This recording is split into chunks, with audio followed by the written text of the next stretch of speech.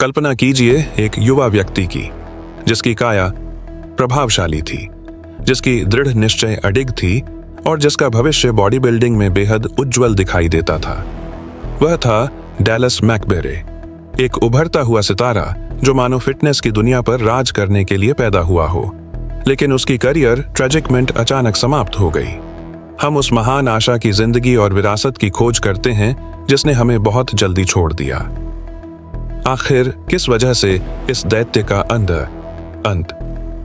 इतना दुखद हुआ? इसे जानने के लिए अंत तक बने रहिए।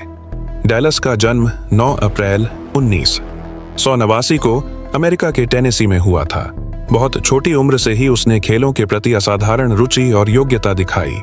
उसकी बॉडी बिल्डिंग के प्रति जुनून किशोरावस्था में शुरू हुआ, जब उसने अपनी क्षमता को पहचाना कि वह एक प्रभावशाली काया विकसित कर सकता है। सिर्फ 21 साल की उम्र में ही वह प्रोफेशनल स्तर पर प्रतिस्पर्धा कर रहा था और बहुत जल्दी ही बॉडी बिल्डिंग समुदाय का सम्मान और प्रशंसा हासिल कर ली। युवा अवस्था में डैलस हमेशा खेलों में सबसे अलग दिखता था। वह अपने हाई स्कूल में एक प्रतिभाशाली अमेरिकी फुटबॉल खिलाड़ी था, लेकिन उसका असली प्यार बॉडी बिल्डिंग था। यह जुनून तब आकार लेने लगा जब उसने 14 साल की उम्र में पहली बार वजन उठाया। शुरू से ही यह साफ था कि उसके पास इस खेल के लिए एक नैसर्गिक प्रतिभा थी। 1.83 मीटर की लंबाई और मजबूत हड्डियों की बनावट के साथ डैलस के पास एक परिपूर्ण आधार था, जिससे वह एक प्रभावशाली काया बना सकता था। लेकिन उसका सफर आसान नहीं था। वह एक मध्यम वर्गीय परिवार में एक छोटे से शहर में बड़ा हुआ, जहां जिम उपकरण और सप्लीमेंट्स तक पहुंच सीमित थी। लेकिन उसकी दृढ़ता ने हर बाधा को पार किया। वह घंटों स्थानीय जिम में बिताता, उपलब्ध साधनों का इस्तेमाल करता और हमेशा अपने काम करने की नैतिकता और अनुशासन को बेहतर बनाने के नए तरीके ढूंढता। बहुत जल्द स्थानीय प्रशिक्षकों ने उसकी अद्भुत क्षमता को पहचान लिया। डैलस के पास सिर्फ कद और मांसपेशियां ही नहीं थीं, बल्कि एक अटूट कार्य नैतिकता भी थी।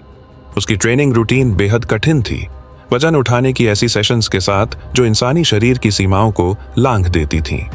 उसका सख्त और बारीकी से गिना हुआ डाइट उसे लगभग वैज्ञानिक सटीकता के साथ अपनी मांसपेशियों को बनाए रखने और बढ़ाने में मदद करता था। 2012 में उसने एमपीसी नॉर्थ अमेरिकन चैंपियनशिप्स में अपना पहला बड़ा खिताब जीता, जिसने उसे बॉडी बिल्डिंग की दुनिया में मशहूर बना दिया। लेकिन डैलस यहीं नहीं रुका। उसका अगला लक्ष्य था मिस्टर ओलंपिया, जो इस क्षेत्र की सबसे प्रतिष्ठित प्रतियोगिता है। सप्ताह में 6 दिन ट्रेनिंग करना, जिसमें 2 घंटे तक का कार्डियो और भारी वेट ट्रेनिंग शामिल होती थी। उसका डाइट प्लान विशाल कैलोरी 7 पर आधारित था। वह हर 2 घंटे में खाना खाता था, जिसमें बड़ी मात्रा में प्रोटीन और कार्बोहाइड्रेट होते थे। डैलस का प्रशिक्षण और पोषण के प्रति दृष्टिकोण बेहद सूक्ष्म और अनुशासित था। इतना सख्त रूटीन बनाए रखना भारी आत्मानुशासन और त्याग की मांग करता था। इसका मतलब था अक्सर सामाजिक आयोजनों से दूर रहना और जिम के बाहर की गतिविधियों को सीमित करना, लेकिन उसकी दृढ़ता इसके लायक थी। 2013 में उसने नेशनल चैंपियनशिप जीती और प्रोफेशनल बॉडी बिल्डिंग की उभरती हुई सितारा के रूप में अपनी जगह पक्की कर ली। डैलस की एक और खासियत थी चोटों से जल्दी उबरने की क्षमता। एक ऐसे खेल में जहां चोटें आम हैं, उसकी फिटनेस बनाए रखने और पहले से ज्यादा मजबूती से वापसी करने की क्षमता उसके असाधारण रिकवरी और रिहैबिलिटेशन के प्रति समर्पण को दर्शाती थी। कई प्रभावशाली जीतों की श्रृंखला के साथ डैलस लगातार आगे बढ़ता गया और आर्नोल्ड क्लासिक जैसी प्रतिष्ठित प्रतियोगिता में सर्वश्रेष्ठ में शुमार हो गया। उसका करिश्मा और विनम्रता उसे न सिर्फ जजों बल्कि दर्शकों का भी पसंदीदा बनाते थे। बड़ी ब्रांड्स के साथ उसके सहयोग और फिटनेस पत्रिकाओं में उसके इंटरव्यूज ने उसके दर्जे को खेल की सबसे आशाजनक हस्तियों में से एक बना दिया। उसकी विशालकाय काया और दोस्ताना स्वभाव उसे उस खेल में अलग बनाते थे जहां लुक्स डराने वाले हो सकते हैं। 2016 में डैलस ने IFB कैलिफोर्निया प्रो में पहला स्थान जीता, जिससे उसकी प्रतिष्ठा मजबूत हुई। मंच पर उसकी मौजूदगी चुंबकीय थी और उसका शरीर, आकार, संतुलन और परिभाषा का एक अद्भुत संयोजन उसे अपने प्रतिद्वंद्वियों से अलग करता था। लेकिन खिताबों और प्रतियोगिताओं से परे उसकी असली ताकत थी लोगों से जुड़ने की उसकी क्षमता। डैलस सिर्फ सबसे अच्छा बॉडी बिल्डर बनना नहीं चाहता था, बल्कि दूसरों को भी प्रेरित करना चाहता था कि वे अपने लक्ष्य हासिल करें, चाहे वे कितने भी मुश्किल क्यों न लगें। मार्च 2017 में आर्नोल्ड क्लासिक ऑस्ट्रेलिया के दौरान डैलस मंच पर लगभग गिर पड़ा जब वह दूसरे प्रतियोगियों के साथ पोज दे रहा था। उसकी सेहत तेजी से बिगड़ी। वह गंभीर श्वसन संक्रमण से पीड़ित हुआ जो ब्रोंकाइटिस में बदल गया। मैकबेरे लगभग दर्शकों और अपने साथी प्रतियोगियों के सामने बेहोश हो गया। इस घटना ने उसकी सेहत को लेकर कई चिंताएं उठाईं। हालांकि उसने अपने प्रशंसकों को आश्वस्त किया कि वह ठीक है और सब कुछ उसके नियंत्रण में है।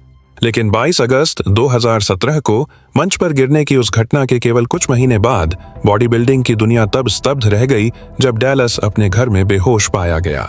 तमाम कोशिशों के बावजूद उसे बचाया नहीं जा सका और 26 साल की उम्र में उसकी मृत्यु हो गई।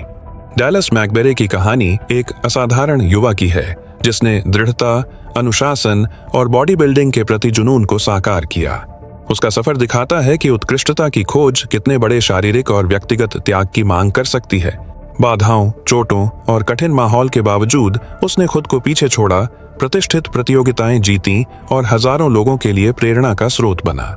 हालांकि यह त्रासदी यह भी याद दिलाती है कि मांसल शरीरों और ताकत की चमकदार छवि के पीछे अक्सर छुपी हुई हकीकतें होती हैं। शारीरिक और मानसिक दबाव, निजी बलिदान और बिगड़ती सेहत। डैलस की समय से पहले हुई मौत हमें सोचने पर मजबूर करती है कि जिंदगी में संतुलन कितना जरूरी है। खुद का ख्याल रखना और समझना कि असली सफलता सिर्फ ट्रॉफियों और पहचान में नहीं, बल्कि समग्र स्वास्थ्य और कल्याण में है।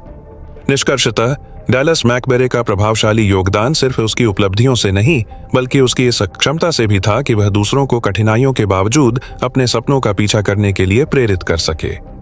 उसकी जिंदगी और करियर इस बात का प्रमाण है कि समर्पण और कठिन परिश्रम से क्या हासिल किया जा सकता है, लेकिन साथ ही यह चेतावनी भी देते हैं कि शरीर की सुनना और सेहत को सबसे पहले रखना कितना आवश्यक है। उसकी कहानी हर उस इंसान के लिए सबकर सौय और प्रेरणा है जो उत्कृष्टता की तलाश में है, हमेशा संतुलन और आत्मसम्मान के महत्व को ध्यान में रखते हुए।